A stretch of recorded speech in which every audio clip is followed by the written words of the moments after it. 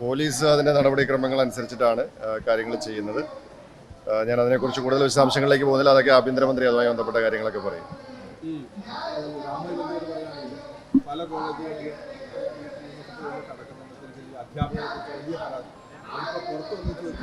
പക്ഷേ ഇതേപോലെ പലതരത്തിൽ പീഡിപ്പിക്കുന്നുണ്ട്. PhD അടക്കമുള്ള ആളുകളെ പീഡിപ്പിക്കുന്ന രീതിയിലുള്ള ഇന്റർവ്യൂമാരുടെ കൊല്ലുകൊണ്ടത് പുറത്തിറങ്ങുന്നുണ്ട്. അതിനെന്തെങ്കിലും അല്ല, അത്തരം കാര്യങ്ങളെ സംബന്ധിച്ചൊക്കെ നമുക്ക് പരാതികളുടെ അടിസ്ഥാനത്തിലാണ് നടപടികളിലേക്ക് നമ്മൾ കിടക്കുക. കാരണം ക്രിമിനൽ സ്വഭാവമുള്ള പരാതികൾ വരികയാണെങ്കിൽ തീർച്ചയായിട്ടും അത്തരത്തിലുള്ള നിയമപരമായിട്ടുള്ള നടപടികളുമായിട്ട് സർക്കാർ അതുപോലെ തന്നെ പോലീസ് മുന്നോട്ട് പോകും. യൂണിവേഴ്സിറ്റി തലത്തിലോ ഡിപ്പാർട്ട്മെന്റ് തലത്തിലോ നമ്മൾ എടുക്കേണ്ട നടപടികളുണ്ടെങ്കിൽ അതും കൃത്യമായിട്ട് മുന്നോട്ട് പോകും.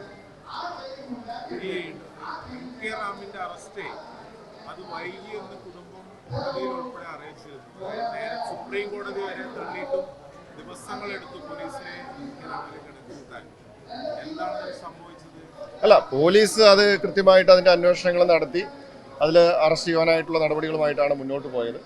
എന്തായാലും ഇപ്പോൾ അറസ്റ്റ് ചെയ്തു. കുടുംബത്തിന് അത് സംബന്ധിച്ച് എന്തെങ്കിലും തരത്തിലുള്ള പരാതികളുണ്ടെങ്കിൽ അത് തീർച്ചയായിട്ടും അതൊക്കെ പരിശോധിക്കും. കണ്ണൂർ സർവകലാശാല സിൻഡിക്കേറ്റ് നിയമനവുമായി ബന്ധപ്പെട്ടിട്ട് കാസർഗോഡ് ജില്ലയിൽ നിന്ന് 11 സിൻഡിക്കേറ്റിൽ 3 പേരുടെ ഒരു പട്ടിക പോകും. പക്ഷേ ജില്ലയുടെ പ്രാതിനിധ്യം ഒന്നിലൊതുങ്ങി. അത് കോളേജ് അധ്യാപക തലത്തിൽ മാത്രം ഒതുങ്ങി. അധ്യാപകേതര സംഘടനയിൽ നിന്നും കൊടുത്ത പട്ടിക അവഗണിച്ചു. ഗാന്ധിദർശൻ വേദിയുടെ പട്ടിക അവഗണിച്ചു എന്നൊരു പരാതിയുണ്ട്. അല്ല, അങ്ങനെ നമ്മൾ പ്രത്യേകിച്ച് ഒരു പട്ടികയുടെ അടിസ്ഥാനത്തിലൊന്നുമല്ല സിൻഡിക്കേറ്റിലേക്ക് ആളുകളെ നിയമിക്കുന്നത്. സിൻഡിക്കേറ്റിലേക്ക് ആളുകളെ നിയമിക്കുന്നത് കൃത്യമായ മാനദണ്ഡങ്ങൾ, അതുപോലെ തന്നെ അതിന് ഓരോ കാറ്റഗറി ഉണ്ട്.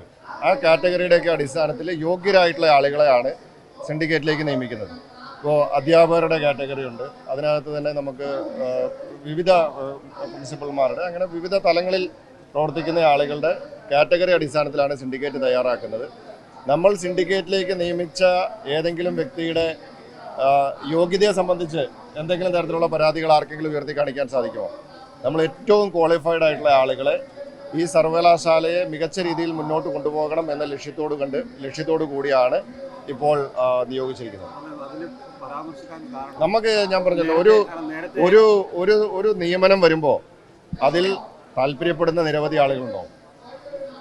മന്ത്രിമാരാവാൻ താല്പര്യപ്പെടുന്ന ആളുകൾ നിരവധി ആളുകളുണ്ടാവും. അതിനകത്ത് യോഗ്യരായിട്ടുള്ളവരുണ്ടാവും.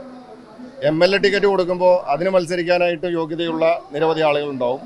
അത് പഞ്ചായത്ത് മെമ്പർ മുതൽ മുഖ്യമന്ത്രി വരെ പാർട്ടി സ്ഥാനമാനങ്ങൾ തീരുമാനിക്കുമ്പോൾ അല്ലെങ്കിൽ ടിക്കറ്റ് കൊടുക്കുമ്പോഴോ അല്ലെങ്കിൽ മറ്റെന്തെങ്കിലും നിയമനങ്ങൾ നടത്തുമ്പോഴൊക്കെ ഒരു സ്ഥാനത്തേക്ക് യോഗ്യരായിട്ടുള്ള ഒന്നിൽ കൂടുതൽ ആളുകളുണ്ടാവും.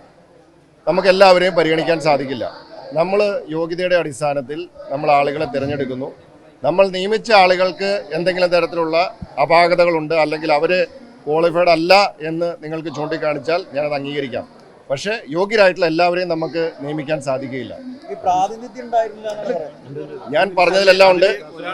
കാസർഗോഡ് നിന്നും കൃത്യമായിട്ട് അതിനകത്ത് പ്രാതിനിധ്യമുണ്ട്. ഞാൻ പറഞ്ഞല്ലോ, ഇത് നമ്മൾ സർവകലാശാല എന്ന് പറയുന്നത് മൊത്തം ജില്ലാ അടിസ്ഥാനത്തിൽ പ്രവർത്തിക്കുന്ന സ്ഥാപനം അല്ല. സർവകലാശാല എന്ന് പറയുന്നത് എല്ലാ പ്രദേശത്തും അതിന് കൃത്യമായിട്ടുള്ള പ്രവർത്തന മേഖലയുള്ളതാണ്. അവിടെ ജില്ലാ അടിസ്ഥാനത്തിലുള്ള ഒരു തീരുമാനവും ഒരു സർവകലാശാലയിലും ഇല്ല. അത് നിങ്ങൾ അതിനകത്ത് തർക്കമൊന്നും പറയണ്ട. നിങ്ങളൊരു തർക്കവും പറയണ്ട. അതിനകത്ത് പാർട്ടി അല്ല, അത് ഗവൺമെൻറ് കൃത്യമായിട്ട് കൂടി ആലോചിച്ച് യോഗ്യരായിട്ടുള്ള ആളുകളെയാണ് നിയമിച്ചിരിക്കുന്നത്. അവർ കണ്ണൂരെ കാര്യം നോക്കാനും കാസർഗോട്ടെ കാര്യം നോക്കാനും വയനാട്ടെ കാര്യം നോക്കാനും ഒക്കെ യോഗ്യരായിട്ടുള്ള ആളുകളാണ്. അതിനകത്ത് ആരും ആശങ്കപ്പെടേണ്ട.